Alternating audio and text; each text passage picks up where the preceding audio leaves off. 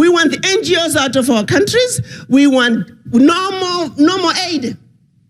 Aid is killing us. We don't need aid because we are very capable of taking care of ourselves, especially you, us, diaspora, to whom much is given, much is expected. We can do this. We live in this wonderful, great country. When my last conversation with Chairman Zuma, she said to me, my sister, if sustainable development is going to come to Africa, it's going to be brought by the diaspora, but not just any diaspora, the diaspora in America. The diaspora in America. Think about it.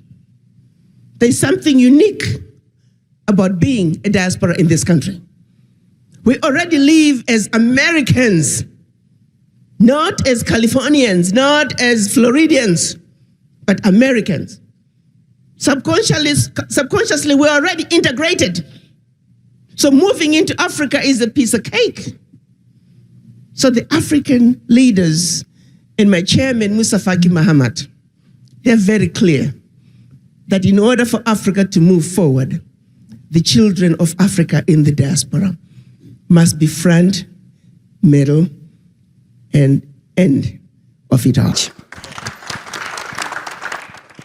I trust lunch was absolutely delicious. I second that. And then the problem is when they ask you to speak after lunch, I'm reminded of Idi Amin when he was invited to have dinner with the Queen. He got up to speak and he wanted to let the Queen that he had had enough and his belly was full. He got up and said, "Your Majesty, dinner was..." Had Coca-Cola, and the person before him had spoken, had Fanta. He said dinner was fantastic. So he heard fantastic because he had Coca-Cola. He said Coca-Colastic. And I want you to know that I am fed up that when you come to Uganda, he was going to revenge. My brother, I would like to let you know that lunch was fantastic, and when you come to DC, I am going to revenge. Once again, we are here to talk about the matters of the village. There are issues in our village, and I appreciate the opportunity for us to come together as members of the village to address the issues together. With what I know of the issues that are keeping us together, the difficulties that we are having as African diaspora, continental diaspora, and as African diaspora as African Americans, I know many of us have tried to go home to make a difference, and many of us have come back because the conditions on the ground were not conducive to what we wanted to offer. I used to take doctors on medical missions, and you would end up with a whole neurosurgeon or orthopedic surgeon treating ear infections and sore throats, because that's all they could do. The country did not have the facilities they needed to do what they do best. Now, there are other reasons why some of us have gone home and come back. And I'm gonna hit this nail by the head because it's something that we must speak to. When we go to Africa as continental Africans who've been to, in my husband's country of Ghana, we call these people like me, Bintus. I've been to America, I've been to Britain. We Bintus, we got issues. We go back home with an attitude. We think just because we've been to, we know more than the ones at home. That attitude has got to change. And it's one of the reasons why many people are not making it when the Bintus go back home. We also have African Americans who go to Africa thinking, I'm gonna tell the Africans, I know more than the Africans. Well, guess what, you're wrong, because Africans have a lot to teach you too. So there's a need for an attitude adjustment, realization that we have something to offer, but they too have something to offer us.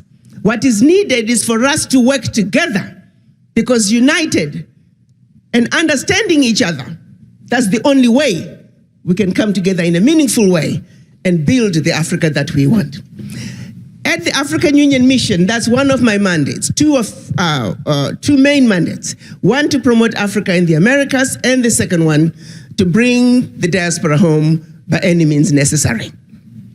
With that understanding, I sat down to ask myself, how then do I go about, one, taking this very diverse, interesting group of people who don't like each other? How do I go about bringing them together so we can go home?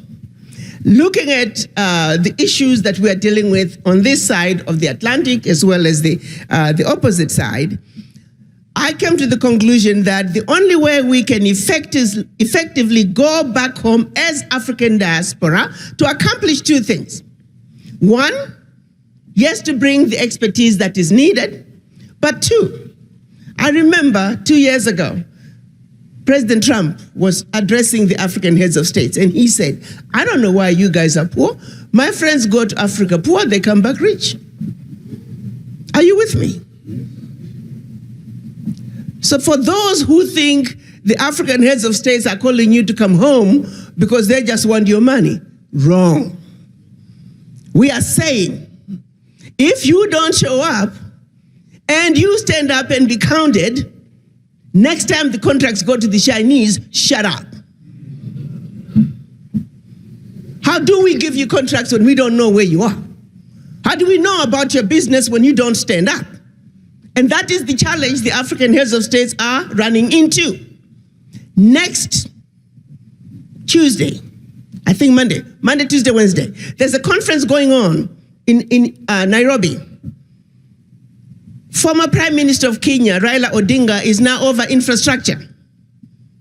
His advisor called, one of the Afro-Champion advisors called me and said, Ambassador, we need you to put together a coalition of African diaspora who can come in and be together with Afro-Champions, be the first to know of the projects, the developmental projects that are going on in Africa. There is nothing wrong with diaspora organizations building the next Cape to Cairo highway, the next Cape to Cairo high-speed train. You can only get those contracts when you are on the table. You heard my sister talk about, what did you call it? Chamber of Commerce. Right. Pan-African Chamber of Commerce. Pan-African Chamber of Commerce, but even when you talk about the single currency, you know, when we have, there's something else you talked about, I just can't think right now. These are all opportunities that are going to happen in Africa at a continental level. You got to realize, because of the African Continental Free Trade Area, for the first time ever, Africa is going to, the developmental agenda for Africa, we are looking at it as Africa, not as 55 different countries. So this is a tremendous entry point that if you diaspora, if we don't organize, we are going to miss out. The heads of states are saying the diaspora must be in the front along with the Afro-Champions. They're wanting to create a space for us. We got our 22nd ratification, which is what we needed in order for implementation to begin, was 2 weeks ago. We are talking of a baby who has just been born. I want everybody to be clear about that. We are in a beautiful place to be on the driver's seat of the agenda, developmental agenda for Africa. So please, if you hear anything else from me, this is the time for us to organize and stand up, and let's take Africa where Africa belongs on the world stage. But in the process, we're also helping ourselves. There is nothing wrong with you investing your money in Africa, coming back home to America and play golf like they do. That's what we want you to do. So don't look at it any other way. It's a win-win situation. So with that in mind, in Washington, we set out to then say, where do we begin? Fortunately for us, first it was the president of Zambia. He stood up and he gave us 135 hectares of land, which is about 300 acres. And when the president of Zimbabwe heard about the 135 hectares, he said, my sister, why are they giving you 135 acres? Zambia has a lot of land. He said, you see, Victoria Falls, for those of you who don't know Victoria Falls, Google it, it's a beautiful place. It's one of the best tourist destinations in Africa. He said, Victoria Falls is like a woman. When you're looking at her from the Zambian side, you're looking at her back. But when you're looking at her from Zimbabwe, the choice is yours, which view you want. So he proceeded to give us 2,000 hectares. So we have been offered 2,000 hectares of land on the Zimbabwe side of Victoria Falls along the Zambezi River. Prime location. There, ladies and gentlemen, we, the African diaspora, in collaboration with our brothers and sisters on the continent, we are going to build our first, our very own Wakanda.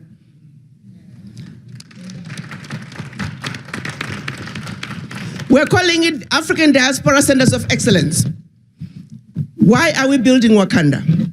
Money alone is not enough to bring change, sustainable change that Africa needs. Capacity building is where it is at. Most of you may not realize that Africa today needs 1.2 million doctors. If all the diaspora, continental Africans and African American doctors were to go home to Africa today, we're only going to meet about 30% of the need. Many heads of states thought building new hospitals, renovating old ones was the way to address the issues of healthcare. Guess what? Most of those wards, half of them are empty because there are no doctors. I like to talk about my husband's country, my own country, Ghana. There are more Ghanaian doctors in New York City alone than in the entire country of Ghana. So when diaspora start complaining about, oh, my mother was trying to go to the doctor, I said, because you're here. So our reality is capacity is what Africa needs. And where is that capacity? It's in the diaspora, thanks to the brain drain. At every level, every sector, the capacity Africa needs is in the diaspora, not on the continent. $7 billion is being spent every year paying salaries to expatriates going to Africa to provide services. And when I ask, why is it that you never get diaspora to fill some of those jobs? They say, Ambassador, where are they? It goes back to the database. At every level, we are losing out because we are scattered.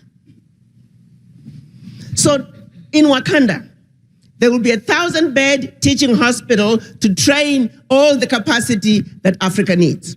There will be one Wakanda village in each region, which will be a developmental hub for the region. So for every hospital built, there will be supporting hospitals. Also, we will have a college, a university with technical colleges to train again all the capacity Africa needs. Agricultural farm and an agricultural college, hotels for hospitality, a continent with some of the best tourist destinations. We're only realizing about 4% of the tourism dollars in the world. Agriculture for a continent with over 65% of the arable land in the world, we are importing food. I am embarrassed to say that. Africa should be and will be the breadbasket of the world. In addition, in our Wakanda, we're also going to have a pharmaceutical manufacturing.